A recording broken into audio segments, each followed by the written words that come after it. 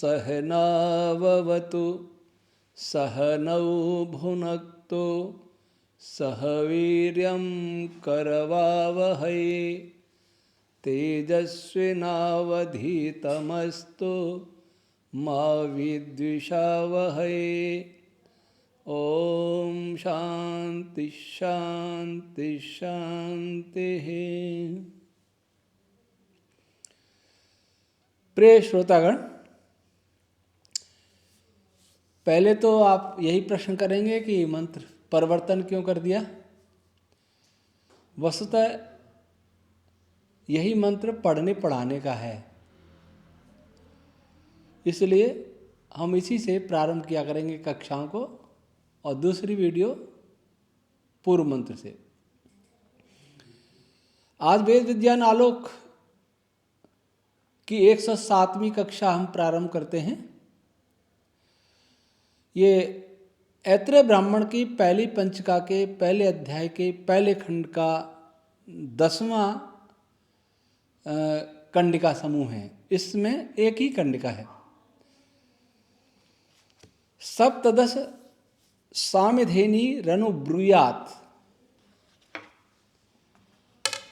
17 सामधेनी ऋचाओं को बोलें, ये सीधार्थ बनता है। सामधेनी क्या कहते हैं? सामधेनी किसको कहते हैं? महर्षि दयानंद यजुर्वेद भाष्य 19-20 में सम्यक इध्यन्ते याभिस्ताः सामिधेनी, जिससे अच्छी प्रकार से कोई पदार्थ प्रकाशित होता है उसे सामधेनी कहते हैं। महर्षि याज्ञवल्क्य क्या कहते हैं? एता हि वा इदं सर्वं समिन्धते, एता भी इदं सर्वं समिद्धम तस्मात् सामिधेन्यो नाम। शतपथ 11-2-7-6। वज्रो वै सामिधेन्यः, कौशितकी ब्राह्मण 3-2। सामिधेनी नामक 17 ऋचाएं बोलें, ऐसा कहा गया है। तो सामिधेनी क्या हैं? जिनसे सम्यक रूप से प्रकाश उत्पन्न होता है, ज्वलनशीलता उत्पन्न होती है, अर्थात ऊष्मा उत्पन्न होती है। पूर्व में जो सृष्टि प्रक्रिया की हम चर्चा कर रहे थे, उसी समय बोले आचार्य सायण ने अपनी परंपरागत प्रक्रिया में, यज्ञ प्रक्रिया में कहा कि ये 17 सामिधेनी कौन सी सामिधेनी है, ये आचार्य सायण ने परंपरा से बताया है। वो 17 मंत्र दिए हैं। वस्तुतः मंत्र 13 हैं, कुछ मंत्रों की आवृत्ति अधिक बार है, इस प्रकार वो 17 हो जाते हैं। यह हम सायण के ऋणी हैं, आचार्य सायण के, क्योंकि आचार्य सायण ने उस परंपरागत जो यज्ञ प्रक्रिया थी उसको जाना और उसी के अंतर्गत बताया कि अब ये मंत्र बोले जाएं। अगर ये नहीं बताते तो हमें ये कठिन होता कि हम कैसे निर्णय करते कि सामधेनी किन ऋचाओं को कहते हैं। महर्षि याज्ञवल्क्य ने बता दिया सामधेनी ऋचाएं ये कहती हैं, इनका ये प्रभाव होता है। ऋषि दयानंद ने बता दिया, लेकिन वो ऋचाएं कौन सी हैं इसका निर्धारण हम नहीं कर पाते, कम से कम मैं तो नहीं कर पाता। तो जो श्रोत यज्ञ प्रक्रियाओं से विज्ञ हैं, उनके जानकार हैं, विशेषज्ञ हैं, वो जानते हैं वो प्रक्रिया वैदिक काल से यथावत चली आ रही है कि नहीं चली आ रही, इसके विषय में मैं नहीं कह सकता। कहीं बीच में बाधित हुई हो, कहीं परिवर्तित हुई हो, लेकिन अभी हम ये मान के चलते हैं कि आचार्य सायण ने जो भी जिस प्रक्रिया का अनुसरण किया है, याज्ञिक प्रक्रिया का, उससे हम इतना लाभ तो ले ही सकते हैं कि जहां किन्हीं ऋचाओं का कोई नाम दिया हो उन्होंने, उन ऋचाओं का उसी नाम से हम ग्रहण कर लें, और दूसरा हमारे पास कोई विकल्प ही नहीं है। तो जिनको सायण कह रहे हैं कि इन ऋचाओं को बोलें, वह हम क्या अर्थ करेंगे जो वास्तव में ऋषियों का अभिप्राय था महर्षि ऐतरेय महीदास जी का यहाँ, कि ये 17 ऋचाएं इस ब्रह्मांड में उत्पन्न होने लगती हैं। कब उत्पन्न होने लगती हैं? पूर्व की स्थिति हमने बताई थी, उसके बाद ये 17 ऋचाएं पैदा होती हैं, उत्पन्न होती हैं।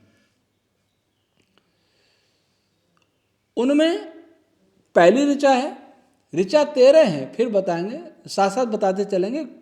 कुछ ऋचाएं अधिक बार आवृत होने से 17 हो जाती हैं। पहली ऋचा है प्रवो वाजा अविद्यवो हविष्मंतो घृताच्या देवान जिगाति सुम्नयुः, ऋग्वेद 3:27-1। इसका ऋषि विश्वामित्र है, इसका देवता अग्नि है और छंद निश्रित गायत्री है। जैसा कि हम पूर्व पीठिका में बतला चुके हैं कि ऋषि प्राण रश्मियां वे रश्मियां हैं जिनसे कोई छंद रश्मि, कोई भी ऋचा उत्पन्न होती है। यहां ऋचा का ऋषि कहा है विश्वामित्र। अब विश्वामित्र कौन? विश्वामित्र नाम की कौन सी रश्मि? एक तो ऋषि हुए थे विश्वामित्र इस धरती पर, एक विश्वामित्र नाम की एक सूक्ष्म रश्मि प्राण रश्मि होती है, उससे इस छंद रश्मि की उत्पत्ति होती है। तो विश्वामित्र का अर्थ क्या ग्रहण करें? तो कौशत्य की ब्राह्मण 10:5 में लिखा वाग्वै विश्वामित्र, ये वाक, सबसे पहली वाक को यहां वाक कहा ओम। यह दैवी ओम छंद रश्मि है, वही विश्वामित्र है। विश्व का मित्र अर्थात सबको आकर्षित करने वाली रश्मि विश्वामित्र कहलाती है, किसी से प्रतिकर्षण नहीं है। तो कोई यहां विश्वामित्र को विश्व धन अमित्र ऐसा विच्छेद न करे, ये गलत है। इसके लिए महर्षि पाणिनि जी को एक सूत्र बनाना पड़ा और उस सूत्र से विश्व मित्र, यहां विश्व का जो आकार है उसको दीर्घ आदेश होकर के विश्वामित्र बन जाता है। खैर उसमें नहीं जाएंगे। वह रश्मि जो सबको आकर्षित ही करती है वह विश्वामित्र कहलाती है, और ऐसी रश्मि ओम है। सीधे ओम से इसकी उत्पत्ति होती है और इसका देवता है अग्नि और छंद है निश्चित गायत्री।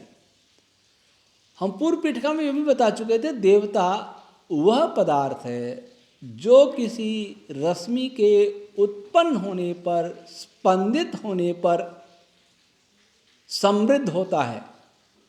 अगर उत्पन्न नहीं हुआ है तो उत्पन्न होता है, अगर उत्पन्न हो चुका है तो समृद्ध होता है, बलवान होता है, सक्रिय होता है।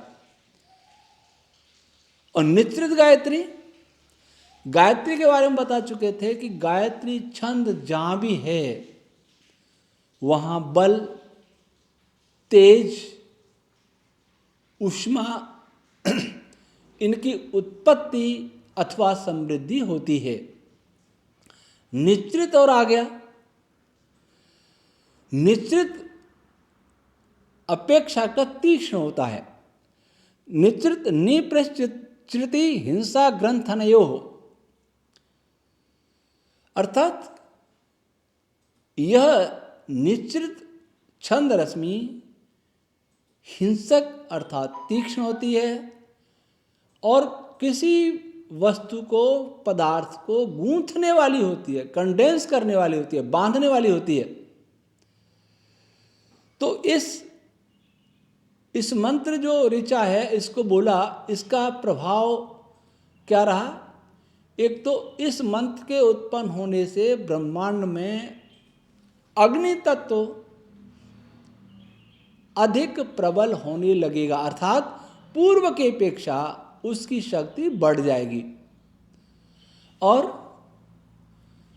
इससे प्रकाश की मात्रा, दीप्ति की मात्रा, ऐसा प्रकाश नहीं जैसा हम देखते हैं, बहुत सूक्ष्म स्तर की बात हो रही है अभी, लेकिन उसमें दीप्ति की मात्रा, तीव्रता कुछ बढ़ जाएगी। विद्युत बलों में वृद्धि होगी और पदार्थ कुछ गर्म होने लगेगा और पदार्थ संघनित होने लगेगा। ये तीक्ष्ण रूप से संघनित होने लगेगा। ये केवल दैविक या दैविक देवता और छंद का ही प्रभाव है।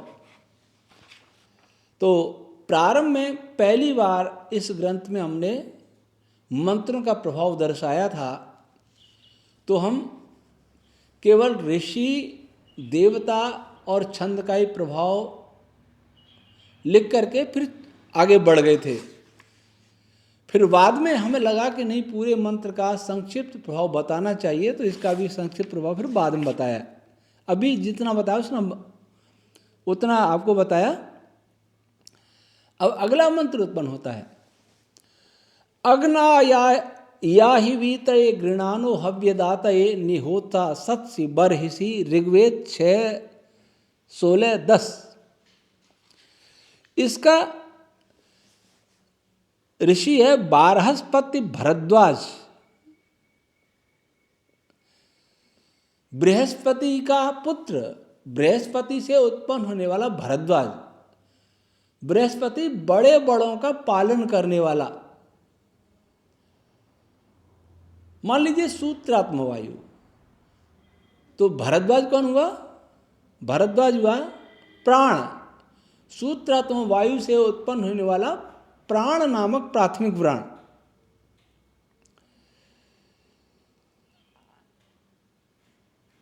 भरद्वाज किसको कहते हैं? विभिन्न बलों, वाज बल नाम, अन्न नाम, विभिन्न बलों, संयोजित पदार्थों को का भरण पोषण करने वाला वो भरद्वाज कहलाता है। ये निघंटु 2:7 और 2:9 और शतपथ 8:1-1:9 में मन को भी भरद्वाज कहा है। लेकिन हम यहाँ मन को नहीं बल्कि प्राण नामक प्राथमिक प्राण को भरद्वाज मान के चलते हैं। तो सूत्रात्म वायु और प्राण रश्मियों से मिलकर के, अथवा प्राण नामक प्राथमिक प्राण जो सूत्रात्म वायु से उत्पन्न होता है अथवा उसके बाद उत्पन्न होता है, उससे यह ऋचा उत्पन्न होती है। और इसका देवता भी अग्नि है और छंद गायत्री है। तो देवता का प्रभाव वही रहेगा, अग्नि तत्व में वृद्धि होगी, उसके वो सक्रिय होगा पदार्थ। और गायत्री का भी वह अर्थ है, यहाँ निश्चित नहीं है, इसलिए पूर्व ऋचा की अपेक्षा इसका प्रभाव कुछ कम तीक्ष्ण होगा। तो ब्रह्मांड में और भी कुछ तेज की उत्पत्ति हुई, वृद्धि हुई। अगली फिर एक और ऋचा उत्पन्न होती है। इसमें जो पहली ऋचा प्रवो, वाजा, अविद्यवो, ये 3 बार आवृत होती है। यज्ञ प्रक्रिया में इसको 3 बार बोलते हैं और यहाँ वह 3 बार उत्पन्न, ये 3 के समूह में उत्पन्न होती है। चौथी फिर ये अभी बताई वो। आगे क्या होता है? तंत्वा समित भिरंगिरो घृतेन वर्धयामसी बृहस्पोचा यविष्ठ्य। ऋग्वेद 6:16-11। इसका ऋषि भी भरद्वाज बारहस्पत्य है, अर्थात वही प्राण नामक प्राथमिक प्राण और देवता अग्नि और छंद निश्चित गायत्री। तो इसका देवता वाला प्रभाव पहली ऋचा के समान और छंद का प्रभाव पहली ऋचा से कुछ तीक्ष्ण। अगले तो इससे वही प्रकाश, वही विद्युत, वह और भी अधिक सक्रिय होने लगते हैं। अगली ऋचा सनः पृथु श्रवायमच्छा देव विवासति विवाससी बृहदग्ने सुवीर्यम, ऋग्वेद 6:16-12। इसकी उत्पत्ति उसी ऋषि से और वही अग्नि देवता, और छंद है सामनी त्रिष्टुप। त्रिष्टुप छंद रश्मि अन्य रश्मियों की अपेक्षा विशेषकर अन्य जो 6 हैं, गायत्री है, उष्णिक है, अनुष्टुप है, बृहति है, पंक्ति है, जगति है, इनकी अपेक्षा ये अधिक बलयुक्त होती है, अधिक बल उत्पन्न करने वाली होती है। और ये भी आपने पूर्व पीठिका में सुना होगा कि गायत्री छंद जहाँ उत्पन्न होता है वहाँ श्वेत वर्ण उत्पन्न होता है, श्वेत रंग का प्रकाश, श्वेत रंग की दीप्ति। और जहाँ त्रिष्टुप होता है वहाँ रक्त वर्ण, लाल रंग की उत्पत्ति। तो अभी जो ऋचाएं बताई उनसे ब्रह्मांड में श्वेत रंग उत्पन्न होने लगता है, और इस ऋचा से ब्रह्मांड में लाल रंग उत्पन्न होने लगता है और बल तीक्ष्ण हो जाते हैं। सामनी ऋचाएं, सामनी छंद क्या करते हैं, उनमें भेदक शक्ति, छेदन शक्ति अन्यों की अपेक्षा अधिक होती है। एक तो सामनी भेदक है और फिर त्रिष्टुप, और क्योंकि त्रिष्टुप तीव्र है, तीक्ष्ण बलों से युक्त है, तो सामने त्रिष्टुप होने से ये और भी अधिक भेदन शक्ति वाली स्थिति बनती है। अर्थात जहाँ पदार्थ संघनित होते हैं वहीं पदार्थ टूटते भी हैं, क्रियाएं तीव्र होने लगती हैं। फिर अग्नि ऋचा उत्पन्न होती है। सनः ईडेन्यो नमस्य तिरस्तमांसि दर्शतः समग्नि रिध्यते वृषा, ऋग्वेद 3:27-13। यहाँ वही ऋषि विश्वामित्र, देवता अग्नि और छंद विराट गायत्री, प्रभाव लगभग पूर्वक विराट गायत्री अर्थात विविध प्रकार से, विविध रूप से प्रकाश विविध प्रकार के प्रकाश उत्पन्न होते हैं, ऐसा यहाँ इसका प्रभाव होगा। उसके बाद यही ऋषि, यही देवता और निश्रित गायत्री छंद वाली 2 ऋचाएं, वृषो अग्नि समिध्यते शो न देववाहन तम हविष्मंत ईड़ते, और दूसरी वृषणम त्वा वयम वृषण वृषण समिधीमहि अग्ने दीदितम बृहत, ऋग्वेद 3:27-14 और 15। फिर यह निश्चित गायत्री हैं दोनों, इसलिए तीव्रता से फिर संघनन का कार्य तीक्ष्णता पूर्वक फिर होने लगता है, अर्थात उसकी जो हो रहा था उसमें और तीक्ष्णता आ जाती है। अगली, अग्निम दूतम वृणीमहे होतारम विश्ववेदसम अस्य यज्ञस्य सुक्रतुम, ऋग्वेद 1:12-1। काण्वो मेधातिथि ऋषि, कण्व का पुत्र, कण्व से उत्पन्न हुआ मेधातिथि,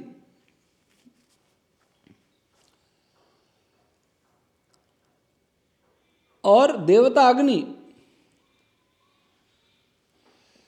कण्व क्या है?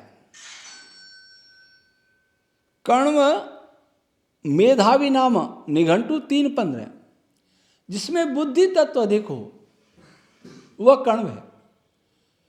बुद्धि तत्व जिसमें अधिक हो, लोक में भी मेधावी किसको कहते हैं? बुद्धिमान व्यक्ति को। लेकिन सृष्टि में बुद्धि अर्थात मैं तत्व की मात्रा जिसमें अधिक हो उसे मेधावी कहेंगे। तो हमारी दृष्टि में सूत्रात्मा वायु ऐसा हो सकता है, सूत्रात्मा और धनंजय, तो उससे ऋचा उत्पन्न होती है। और अग्नि फिर श्वेत वर्ण का अग्नि, श्वेत वर्ण का प्रकाश उत्पन्न होने लगता है अथवा समृद्ध होने लगता है। विद्युत बल, प्रकाश, ऊष्मा, ये सभी बढ़ने लगते हैं। उसके बाद फिर वही विश्वामित्र ऋषि से अग्निदेवता वाली विराट गायत्री, समिध्यमानो अध्वरे अग्नि पावक ईड्य शोचिष्केश तमीमहे, ऋग्वेद 3:27-4। इसका फिर वही प्रभाव, ओम रश्मि से उत्पन्न, और फिर वही अग्नि और समृद्ध हो रहा है। अर्थात ब्रह्मांड में धीरे धीरे प्रकाश और ऊष्मा विद्युत की मात्रा बढ़ती जा रही है। फिर दो ऋचाएं, समिद्धो अग्न आहुत देवान्यक्ष स्वध्वर त्वम हव्यवाड़सी, और आज होता दुवस्यत अग्निम प्रयत्यध्वरे वृणिध्वम हव्यवाहनम। इसका ऋषि है विश्ववारा आत्रेयी, स्त्रीलिंग में। अत्रि किसको कहते हैं? सततम पुरुषार्थी।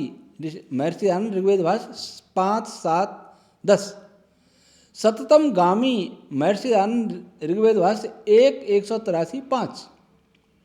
और महर्षि आजमल शतपथ 14, 5, 2, 6 में लिखते हैं वाक एव अत्रि ही, आत्रेयी अत्रि की पुत्री। तो यह आत्रेयी शब्द से, यह हमारी दृष्टि में आत्रेयी में स्वार्थ में तद्धित है, अर्थात अत्रि का जो अर्थ है वही आत्रेयी का है। इसलिए विश्ववारा, एक लिखा विश्ववारा, विश्ववारा शब्द से ऐसा प्रतीत होता है कि विश्ववारा आत्रेयी ऋषि ओम का ही नाम है और उसी से ये उत्पन्न होती है। इससे फिर वही प्रकाश, ऊष्मा, विद्युत आदि और बढ़ने लगते हैं। इसमें ये जो ऋचा है समिध्यमानो अध्वर्य अग्नि, इसको आचार्य सारणी ने समिध्यमाना कहा, तैतृय ब्राह्मण के प्रमाण से, अपने मन से नहीं। और आज होता दुवस्यताग्निम, इसको क्या समिद्वती। इसका ऐसा लगता है कि आह जो होता, ये समिध्यमानो इस ऋचा को अधिक सक्रिय करती है, अधिक प्रकाशित करती है।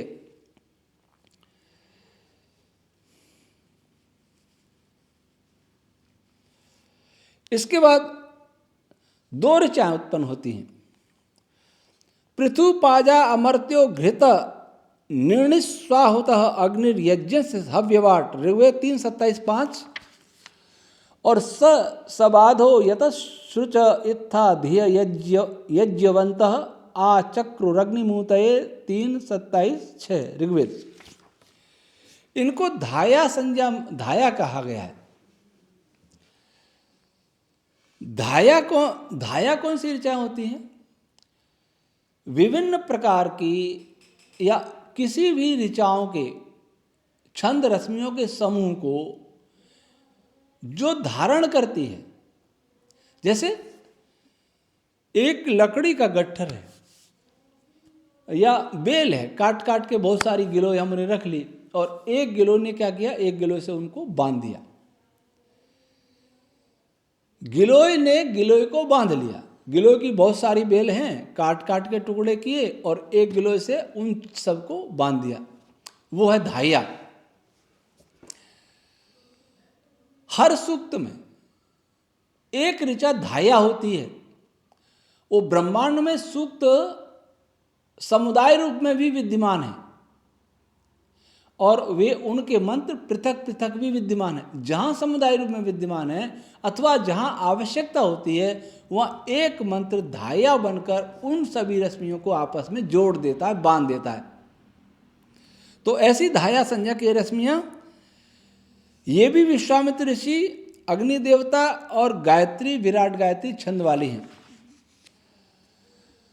इस प्रकार ये 17 हो गई, क्योंकि एक पहली 13 हैं और पहली वाली 3 बार बोली गई थी और आज होता ये भी 3 बार बोली जाती है।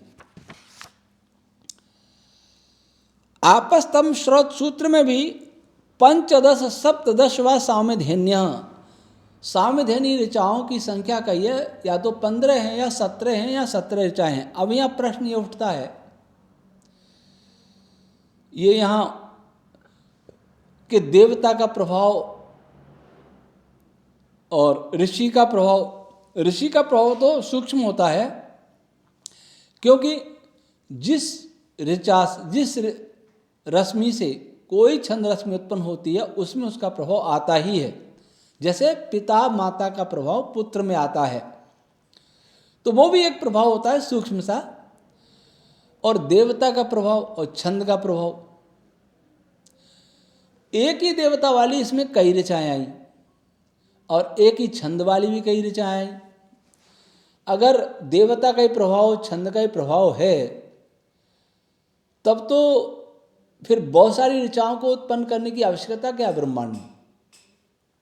हाँ, ज्ञान देने के लिए सबके अलग अलग अर्थ होते हैं, सब में अलग अलग पद हैं, भिन्न भिन्न पद होने से उनका भिन्न भिन्न अर्थ होगा। उस दृष्टि से ठीक है, बहुत सारे मंत्र उत्पन्न हों, लेकिन सृष्टि उत्पत्ति की प्रक्रिया में बहुत सारी ऋचाओं की उत्पत्ति की आवश्यकता क्या है। कोई गायत्री उत्पन्न हो जाए, यहाँ गायत्री है, हम भी गायत्री बोलते हैं, तत्सवितुर्वरेण्यम भर्गो देवस्य, ये भी गायत्री है, तो इसी को क्यों उत्पन्न कर दिया जाए बार बार। इससे काम चल जाएगा तो दूसरे मंत्रों की आवश्यकता क्या है। विश्वान देव सवितर दूरितानि पराशुभ, यह भी गायत्री है, तो इसी को क्यों पैदा कर, इसी को क्यों उत्पन्न कर दिया जाए। कहेंगे इनका देवता अग्नि नहीं है, कोई बात नहीं, इसमें अग्नि देवता वाली कई ऋचा हैं जिनका छंद गायत्री है, तो उनमें से एक ही ऋचा क्यों 17 बार उत्पन्न कर दी जाए, बार बार दूसरी ऋचाओं को उत्पन्न करने से क्या लाभ है। ये प्रश्न बड़ा महत्वपूर्ण है। तो इसका उत्तर यह है कि केवल देवता, ऋषि और छंद, इनका ही प्रभाव नहीं होता। प्रभाव उस मंत्र में आए प्रत्येक पद, जिसको शब्द भाषा में शब्द कह दें, उसका प्रभाव होता है। और उन पदों के एक एक वर्ण अक्षर का भी प्रभाव होता है, चाहे वो स्वर हो या व्यंजन हो, उनका भी प्रभाव होता है। तो समान छंद, समान ऋषि, समान देवता होने से सभी का प्रभाव समान नहीं हो जाता। उसके वर्ण के अनुसार, उसके पद के अनुसार पृथक प्रभाव होता है। पृथक पृथक पदों का एक प्रभाव होता है और समूचे मंत्र का फिर एक प्रभाव होता है। वो हमने इसमें नहीं बताया, केवल देवता, ऋषि, छंद। फिर इसके अतिरिक्त भी भिन्न भिन्न छंदों को भिन्न भिन्न स्वरों में बोला जाता है। कोई दैवत स्वर है, कोई गांधार स्वर है, कोई पंचम स्वर है, कोई मध्यम स्वर है, उसका भी प्रभाव होता है। वो हमने पूर्व पीठिका में नहीं दर्शाया, इतनी सूक्ष्मता में हम वहां नहीं गए। कैसे, किस लय में कोई मंत्र ब्रह्मांड में गूंज रहा है, स्पंदित हो रहा है, उसका अलग प्रभाव पड़ता है। वैसे प्रायः विभिन्न छंदों के जो स्वर हैं वो लगभग एक जैसे हैं। गायत्री के एक जैसे, त्रिष्टुप के एक अलग, दूसरे पंक्ति के दूसरे, लेकिन कहीं के भेद भी हो सकता है। तो जो स्वर है उसका प्रभाव भी सृष्टि पर पड़ता है। ऋषि का प्रभाव, देवता का प्रभाव और स्वर का प्रभाव और प्रत्येक पद का प्रभाव, प्रत्येक वर्ण का प्रभाव, ये बहुत सारे प्रभाव होते हैं। स्वरों में भी उदात्त, अनुदात्त, स्वरित, इनका अलग अलग प्रभाव, अनुनासिक, निरनुनासिक, इनका फिर अलग प्रभाव होता है। तो ये बहुत सूक्ष्म विज्ञान है। इतना हमने नहीं किया क्योंकि इतना संभव नहीं था। मेरे सामने एक लक्ष्य था कि इतने समय में इस ग्रंथ का भाष्य कर दूंगा और वेदों की ईश्वरीयता, वैज्ञानिकता सिद्ध कर दूंगा। ऐसा मैं नहीं करता तो मुझे लोग जीने नहीं देते। फिर भी मेरे मरने की बहुत प्रतीक्षा करते रहे। तो इतना बड़ा लक्ष्य और एक समय सीमा और इतना बड़ा ग्रंथ लिखा, अगर इसको ऐसे लिखने बैठता जैसा मैं चाहता था,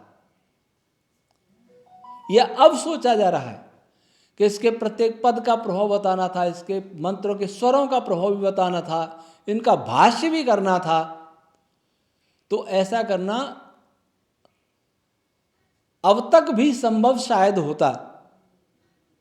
इस ग्रंथ को प्रकाशित हुए 4.5 वर्ष हो गए, अब तक भी शायद नहीं हो पाता। और ये ग्रंथ जो आज 2800 पृष्ठ का है, वो 10,000 पृष्ठों से कम नहीं होता। तो हर व्यक्ति की एक सीमा होती है, मैंने एक मार्ग दिखाया है।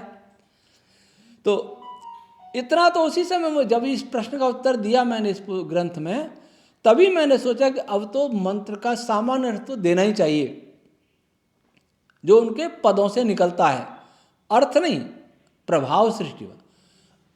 किसी मंत्र का भाष्य करना तो थोड़ा जटिल प्रक्रिया है, वो तो नमूने के रूप में ही मैंने इसमें दर्शाए हैं पूर्व पीठिका में, और निरुक्त में बहुत से दर्शाए, क्योंकि निरुक्त में तो जो भी मंत्र आए उनका भाष्य किया ही है मैंने। यहाँ भाष्य करने की मुझे आवश्यकता नहीं थी, यहाँ तो सृष्टि उत्पत्ति की बात हो रही है और उसकी उत्पत्ति के समय ये मंत्र उत्पन्न हो रहे हैं, तो उसका क्या प्रभाव पड़ रहा है यही सामान्य रूप से बताया गया है। वैसे बिना भाष्य के पूरा प्रभाव समझ में नहीं आता है, लेकिन पूरा भाष्य करने का मुझे समय नहीं मिला, इसलिए सामान्य प्रभाव दर्शाया है। जैसे पहली ऋचा का अभी जो हम बता के गए, उसमें पहली ऋचा थी प्रवो वाजा विद्यवो, तो मैं केवल उसका प्रभाव सुना देता हूँ, बहुत संक्षेप में है। प्रथम रश्मि के प्रभाव से चारों ओर प्रकाशमान विभिन्न संयोज्य कणों व तरंगों से युक्त प्राण व छंद रश्मियां संदीप्त तेज के साथ विभिन्न प्रकाशमान कणों को गति भी प्रदान करती है। अगर उस समय तक कण उत्पन्न हो गए हैं, फोटॉन्स उत्पन्न हो गए हैं, तो उन्हें ये रश्मि गति भी देती है और तेज भी देती है, तेज भी उसका संबंध बढ़ाती है, गति भी बढ़ाती है। और ये उत्पन्न नहीं हुए हैं तो दूसरी छंद रश्मियों के साथ ही ये देखा जाएगा, मतलब उन रश्मियों को ये करती है, करती गति है तो उसको बढ़ाती है, तेज है तो उसको बढ़ाती है। दूसरी रश्मि के प्रभाव से प्राण अपान आदि पदार्थ अग्नि को प्रकाशमान करते हुए अंतरिक्ष में विद्यमान विभिन्न मरुद रूप रश्मियों की व्याप्ति के लिए विभिन्न कणों के संयोग आदि कर्मों को विस्तृत करने के लिए सब और व्याप्त होते हैं। अर्थात कणों एवं रश्मियों के परस्पर संयोग की प्रक्रिया बढ़ने लगती है या उत्पन्न होने लगती है। इस मंत्र में बरही शब्द आया है, वो अंतरिक्ष अर्थ ग्रहण किया है, और पशुओं वही बरही, पशु को भी बरही का है, पशु मरुद रश्मियां। तीसरी रश्मि के प्रभाव से संयोग वियोग कराने वालों में श्रेष्ठ, संयोग वियोग कराने वाली जितनी रश्मियां होती हैं उसमें बहुत श्रेष्ठ एक रश्मि है जिसके बहुत बड़ा योगदान होता है, सूत्रात्म वायु। ये विभिन्न तेजस्वी किरणों द्वारा व्यापक ऊष्मा को पैदा करके संगति कर्मों को बढ़ाते हैं। उस समय तापमान बढ़ने लगता है और सूत्रात्म वायु और अधिक सक्रिय होकर के संयोग की प्रक्रिया को बढ़ाता है। चौथी रश्मि के प्रभाव से प्रकाशमान और कमनीय अग्नि विशाल तारों के अंदर श्रेष्ठ बल तेज से युक्त होकर सब ओर संचरित होता है। जब तारे नहीं बने हैं तो ब्रह्मांड में अग्नि संपूर्ण पदार्थ में संचरित होने लगता है। अर्थात जो हम पहले बात कह के आए कि तेज और ऊष्मा आदि की उत्पत्ति या समृद्धि होने लगती है, वो करता है। पांचवी रश्मि सबका पालक कमनीय बलवान एवं प्रकाशमान अग्नि विभिन्न असुरादि पदार्थों, डार्क एनर्जी, इसमें प्रकाश नहीं होता, उसको नियंत्रित करते हुए पदार्थ को प्रकाशित करने लगता है। और उसको नियंत्रित कर लेंगे तो क्या होगा, जो संयोग की प्रक्रिया, कॉम्बिनेशन की प्रक्रिया, यजन की प्रक्रिया जो चल रही है वो तीव्र होने लगती है। छठी रश्मि के प्रभाव से विभिन्न प्रकाशित कणों का वहन करने वाला अग्नि शीघ्रगामी बलवान रश्मियों के समान प्रकाशित होता है, उसे विभिन्न मास रश्मियों से युक्त पदार्थ प्रकाशित करते हैं। मास नाम की रश्मियां जो पहले उत्पन्न हो गई हैं वो इस अग्नि को और भी ज़्यादा प्रकाशित करते हैं। सातवीं रश्मि के प्रभाव से अग्नि विशाल अंतरिक्ष को प्रकाशित करके सबको बलवान और प्रकाशमान बनाता है। अर्थात विभिन्न प्रकार के जो बल हैं, विद्युत चुम्बकीय बल हों या गुरुत्व बल हों, ये बल समृद्ध होने लगते हैं। आठवीं रश्मि के प्रभाव से अग्नि विभिन्न कणों का आदान प्रदान करने वाला, विभिन्न पदार्थों को वहन करने वाला, सभी पदार्थों में विद्यमान विभिन्न संगमन कर्मों को सिद्ध करता है। यह एनर्जी, यह अग्नि क्या करती है? पदार्थों को गति दे करके इधर से उधर ले जाना, उनका संयोग करना, जहां उनको तोड़ने की जरूरत हो तोड़ना, ये कर्म करता है। नौवीं रश्मि से अग्नि प्राणों में प्रकाशित होता हुआ तेजस्वी किरणों वाला, सब पदार्थों को पवित्र करने वाला, सबके साथ संगत होता है। अग्नि उस समूह ऊष्मा, उस पदार्थ को शुद्ध करता है। शुद्ध करने का क्या अर्थ होता है? उसमें कोई, जैसे दो पदार्थ आपस में मिलने वाले हों, उनका आपस में मिलने से कोई नई चीज बन रही है, तीसरा उसमें आ गया बाधक बनने वाला, या अनावश्यक पदार्थ आ गया, बाधक भी नहीं बन रहा है, अनावश्यक है। अनावश्यक है तो भी कुछ न कुछ बाधा उत्पन्न करेगा, तो उसको अलग कर देना, छान के अलग कर देना, निकाल देना, ये अग्नि का काम है। तो ऐसा ये काम करता है। अगले अग्नि, अच्छे प्रकार अहिंसक प्राणों से युक्त, सब ओर से प्रज्वलित किया हुआ, विभिन्न पदार्थों का वहन करने वाला, सबके साथ संगत होता है। अहिंसक प्राण, अग्नि जिन प्राणों से उत्पन्न होता है, प्राण अपान व्यान, ये अहिंसक कहलाते, अर्थात इनकी हिंसा असुर पदार्थ नहीं कर सकता, इनको डार्क एनर्जी आदि पदार्थ तोड़ नहीं सकते इनको।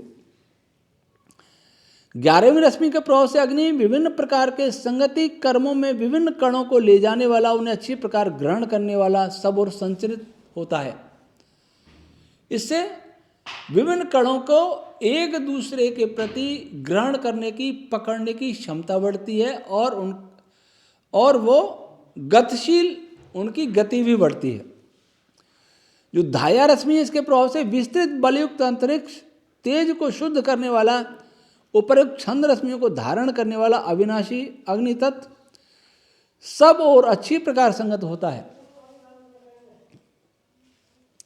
और 13वीं अग्नि जो विभिन्न क्रियाशील संयमित तेजस्वी किरणें और वाक रूप यज्ञ से संयुक्त होता है, विभिन्न क्रियाओं की रक्षा के लिए अपनी धारणा शक्ति से उपयुक्त 11 रश्मियों को धारण करता है। कुल मिला के इन रश्मियों का प्रभाव क्या रहा मोटे रूप में, कि 13 प्रकार की विभिन्न रश्मियां 17 प्रकार के समूह में परिवर्तित होकर के, 17 रश्मियों के समूह में प्रकट होकर के संपूर्ण ब्रह्मांड के जो पदार्थ हैं, अगर कण उत्पन्न हो गए हैं, विकिरण उत्पन्न हो गए हैं, तो उनकी ऊर्जा को बढ़ाते हैं।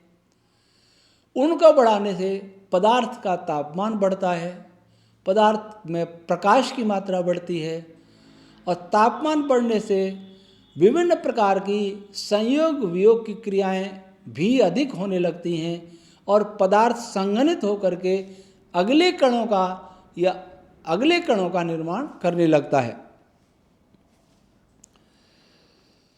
अगली कन्या है सप्तदशो वै प्रजापति 12 मासा पंच ऋतवो हेमंत शिशरयो समानेन तावान संवत्सरः प्रजापति। इस ब्रह्मांड में 17 मूल प्रजापति हैं। प्रजापति प्रजा का पालन करने वाला, जिससे संपूर्ण सृष्टि के पदार्थ पालित हैं, पोषित हैं, उत्पन्न हैं, वो प्रजापति। तो 17 प्रजापति कौन कौन से हैं? सबसे बड़ा परमात्मा, इसकी गणना नहीं करेंगे क्योंकि परमात्मा निमित्त कारण है, उपादान कारण नहीं है। ईश्वर सृष्टि का निमित्त कारण। निमित्त कारण क्या होता है? कर्ता। वो स्वयं किसी क्रिया स्वयं विकृत होकर के कोई पदार्थ नहीं बनाता, वो दूसरे प्रकृति में विकार उत्पन्न करके पदार्थ का निर्माण करता है। तो उसको छोड़ के शेष का है मूल प्रकृति, काल, मय तत्व जिसको बुद्धि भी कहते हैं, मनस्तत्व, अहंकार, वाक तत्व, सूत्रात्म वायु, धनंजय, प्राण, अपान, व्यान, उदान, समान, नाग, कूर्म, कृकल, देवदत्त, धन, ये 17 जो पदार्थ हैं, सूक्ष्मतम पदार्थ हैं, इनसे ये प्रजापति हैं, इनसे ही संपूर्ण सृष्टि बनी है।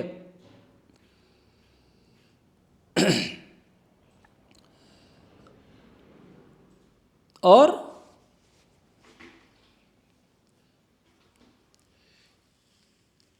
संवत्सर, संवत्सर भी प्रजापति है, सूर्य भी प्रजापति है। यह भी इसमें बताया कि 12 मास रश्मियाँ और 5 ऋतु रश्मियाँ, इनसे मिलकर, इनसे सूर्य में ये 12 मास रश्मियाँ और 5 ऋतु रश्मियाँ होती हैं, इसलिए ये भी प्रजापति है। ये भी 17 हैं। इसमें हेमंत शिशिर को एक रखा है, समान माना है। तो इस प्रकार से कह रहे हैं कि 17 प्रजापति मूल प्रजापति हैं और सूर्य के अंदर भी 17 रश्मियां। वास्तव में सूर्य के अंदर ये मासा ऋतु रश्मियां ही नहीं है। ये जो 17 मूल प्रजापति वे भी सूर्य में है, वो इनसे सूक्ष्म रूप में है, मास और ऋतु रश्मियों से सूक्ष्म रूप में है। अगली कंडिका, प्रजापत्यातन नाभि रेवा अभिराधनोति एवं वेद। ऊपरी वर्णित प्रकृति महत आदि 17 प्रजापतियों और मास ऋतु संजक 17 प्राण रश्मि रूप प्रजापतियों के आयतन अर्थात वह पदार्थ जिनमें ये पदार्थ रहते हैं, उन 17 सामधेनी, ये पदार्थ जो 17 हैं वो किन में रहते हैं? जो 17 सामधेनी अभी ऋचाएं बताई, जो 13 मंत्र रश्मियाँ बताई थी, छंद रश्मियाँ जो 17 के रूप में प्रकट होती हैं, उनमें ये 17 वस्तुएं रहती हैं। कौन सी 17? प्रकृति से लेकर के सभी प्राण तक, और मास और ऋतु रश्मि भी, ये उनमें रहती हैं। जब ये 17 प्रजापति ऊपर इस अवस्था को प्राप्त कर लेते हैं कि वो सामधेनी रश्मियों में प्रकट होते हैं, अर्थात सामधेनी रश्मियों को उत्पन्न कर लेते हैं, तब संपूर्ण सृष्टि प्रक्रिया अधिक समृद्ध होने लगती है। अर्थात ये 17 सामधेनी रश्मियां उत्पन्न होने के बाद उनमें ये 17 पदार्थ जब और अधिक सक्रिय होने लगते हैं, जैसे जैसे सक्रिय होने लगते हैं, इनके अंदर प्राण रश्मि, अपान, व्यान है, सूत्रात्मा है, नाग है, कृकल है, देवदत्त है, धनंजय है, मास है, ऋतु है, ये रश्मियाँ जितनी जितनी अधिक सक्रिय होती जाएंगी, वैसे ही सामधेनी रश्मियाँ और भी अधिक इस ब्रह्मांड के पदार्थ को प्रकाशित करने लगेंगी, एक्टिवेट करने लगेंगी, उनको गर्म करने लगेंगी, और फिर आगे की प्रक्रिया और धीरे धीरे बढ़ती जाएगी। ये यहाँ ऐत्रेय ब्राह्मण का पहली पंचिका का पहला खंड का पहले अध्याय का पहला खंड यहाँ समाप्त होता है। इसमें कुल 6 खंड हैं। एक खंड समाप्त हुआ है, 12 इसमें कंडिका समूह हैं। अगली बार हम दूसरा खंड प्रारंभ करेंगे। आज इतना ही। ओम शम।